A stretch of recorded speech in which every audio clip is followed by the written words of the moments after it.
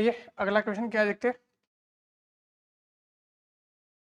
After the Santhal uprising subsided, what were the measures by the colonial government? Santhal uprising जो है वो एक बार क्या पड़ गया, शांत हो गया। उसके बाद कॉलोनियल गवर्नमेंट या उपनिवेशिक की तरफ से कौन से मेजर्स या कौन से ऐसे कदम उठाए गए थे फिर से अपराइजिंग या रिवॉल्ट ना हो। फर्स्ट 2018 का क्वेश्चन है, फिर से 2011 में ट्रैवल के बारे में क्वेश्चन पूछा है, अभी 2018 में पूछा है। और यहाँ पे चीज क्या ध्यान में रखनी है, ध्यान में ये रखनी है ऐसे विद्रोह चाहे पीजेंट हो गए या आपके ट्राइबल हो गए, ऐसे विद्रोह जिनके बाद कोई एक ठोस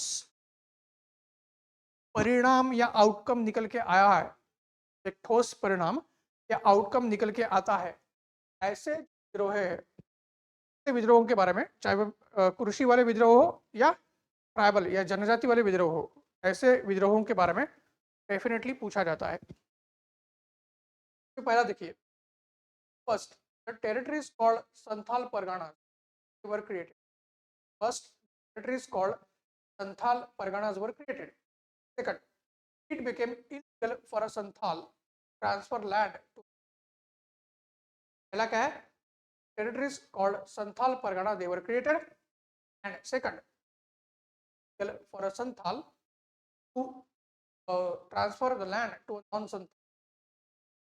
डेफिनेटली अगर आप देखते हो तो यहाँ पे तो Santhal Pargana reorganisation act, Santhal Pargana reorganisation act 1876 के पास किया गया था। संथाल परगनास जो है वो ओरिजिनली क्रिएट किए गए थे 1832। संथाल परगनास जो है वो ओरिजिनली 1832 में क्रिएट किए गए थे दामन ए कोह,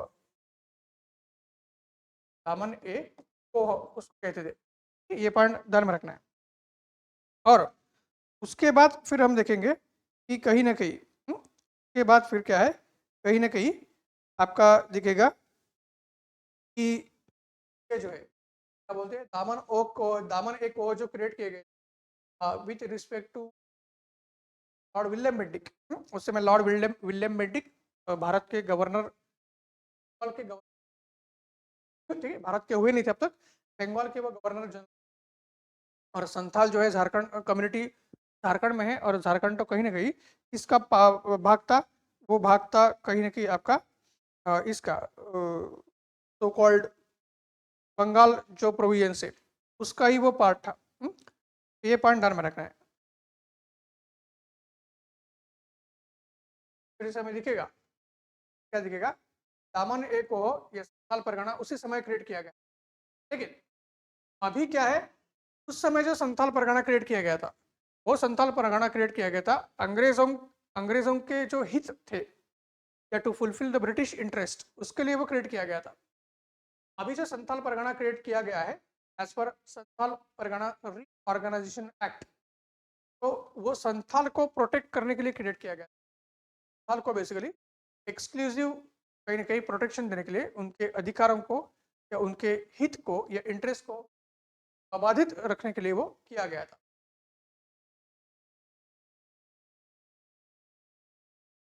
and the context of the question जो दिया गया है, लैंड टू लैंड ट्रांसफर नहीं कर सकते थे, या कोई भी नॉन संथाल की लैंड ले नहीं सकता था, या उसको बहला के बुझा के फुसला के वो लैंड उसके अपने खुद के नाम पे नहीं करवा सकता था। तो तरफ से वो इलीगल हो गया था। आंसर हमारा सी आएगा, दोनों प्रोविजन से बहुत वन, ये चीज ध्यान में रखनी है। देखिए नेक्स्ट क्वेश्चन देखते हैं क्या है। To the history of India, Mughal or the Great Revolt, the description of which of the following event। Tribal revolt के बारे में क्वेश्चन पूछा है। अभी अभी जो संथाल देखा, संथाल को हुल कहा जाता है, संथाल अपराइजिंग को पुल कहा गया है। और 2020 में जो क्वेश्चन पूछा है उलुगन के बारे में, उलुगन किसको कहते हैं? उलुगन कहते हैं का अपराइजिंग, का प्रजाति का जो अपराइजिंग है या विद्रोह है तो उलुगन कहते हैं, या उलगुलान, उलगुलान कहते हैं या उलुगन कहते हैं, उसको ध्यान में रखना है। तो ये जो उलुगन या उलगुलान है, ग्रेट रिवोल्ट, महान उपद्रव, वो मुंडा या बिरसा मुंडा के लिए लागू होता है। का विद्रोह जो हुआ था तो 19वीं शताब्दी के शुरुआत में भी हुआ था, फर्स्ट हाफ में भी था, और बिरसा मुंडा का जो है at the end of 19th century,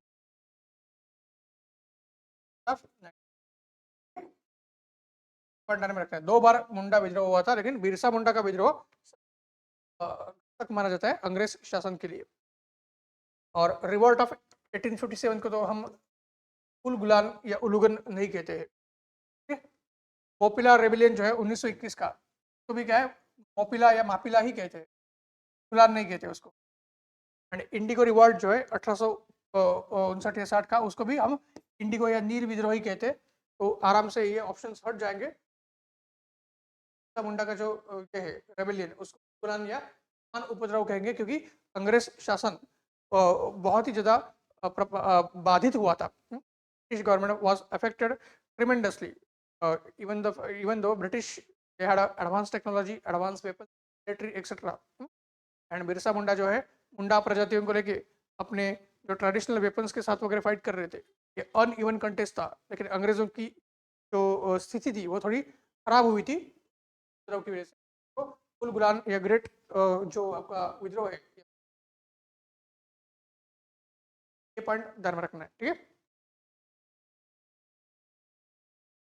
What was or were the object or objects Victoria's proclamation? का जो प्रोक्लेमेशन आया था उसके बारे में मैंने डिस्कस किया था पहले वाले क्वेश्चंस में भी हमने देखा है।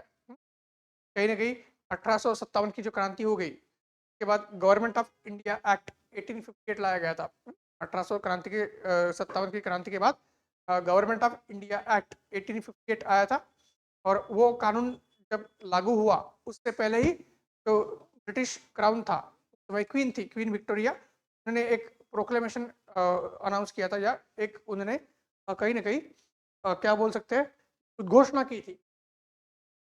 उसमें एक क्लियरली बताया था क्या, एक तो हम क्योंकि सामाजिक और धार्मिक सुधार जो है उसमें हाथ नहीं डालेंगे, तो कोई कानूनी दखल नहीं देंगे या प्रशासनिक दखल नहीं, ये बोला था। दूसरा, हम डॉक्ट्रिन ऑफ लैप्स को एबॉलिश करेंगे, डॉक्ट्रिन ऑफ लैप्स को एबॉलिश करेंगे।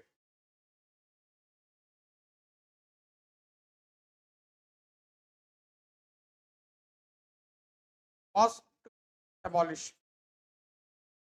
1857 की जब क्रांति हुई तब तो अंग्रेजों की भी स्थिति खराब हुई थी। लगभग भारत से अंग्रेज शासन का उपनिवेश, जो ब्रिटिश उपनिवेश निवेश जो है खत्म हो जाएगा ऐसा लगा था। जो कॉलोनियल रूल है वो खत्म हो जाएगा ऐसा लगा था। तब अंग्रेजों ने जब डिवाइड एंड रूल पॉलिसी लाई तो उन्होंने ये तय किया कि कहीं ना कहीं अगर भारतीय जो शासक थे वो अंग्रेजों को मदद करेंगे इस क्रांति को, या सो कॉल्ड विद्रोह, अंग्रेजों के लिए वो विद्रोह ही था, तो उसको खत्म करने के लिए अगर मदद करेंगे तो जितने भी भारतीय शासक हैं के राज्यों को छीना गया है, जिनके राज्यों को छीना गया था, वो कहीं ना कहीं राज्य उनको वापस किए जाएंगे, वो राज्य कहीं ना कहीं उनको वापस किए जाएंगे। और सिर्फ उसको वापस नहीं किए जाएंगे, आगे आगे अंग्रेज शासन जो है भारतीय राज्यों को से ब्रिटिश साम्राज्य का भाग नहीं बनाएगा। आगे जाके भारतीय राज्यों को ब्रिटिश साम्राज्य में मिलाया नहीं जाएगा, उनका भाग नहीं बनाया जाएगा। तो ये स्टेटमेंट सही, पहला सही है, पहला सही है तो बी आपका निकल जाएगा, पहला सही है तो बी निकल जाएगा। दूसरा, place the Indian administration under British crown, to place the Indian administration under British crown. Yes, 1858 में जब गवर्नमेंट ऑफ इंडिया एक्ट आ गया। सारी सी बात थी कि ईस्ट इंडिया कंपनी का जो प्रशासन है वो खत्म किया गया, ईस्ट इंडिया कंपनी को ही खत्म किया गया, भारत का प्रशासन टाउन के अंदर लाया गया, टाउन के अंतर्गत लाया गया था। सही ये आंसर हमारा आंसर हो सकता है। यहाँ पे करंट थ्री ए हो सकता है या डी भी हो सकता है, ए हो सकता है या डी भी हो सकता है। क्या है, regulate east India company trade with trade with, क्या ये कहीं उसका अभी भी मैंने बताया ईस्ट इंडिया कंपनी को किया गया था, बस एबॉलिश, ये हो ही नहीं सकता। आंसर हमारा ए आएगा। आंसर क्या आएगा, ए आएगा। क्वेश्चंस को सॉल्व करना है, ठीक है।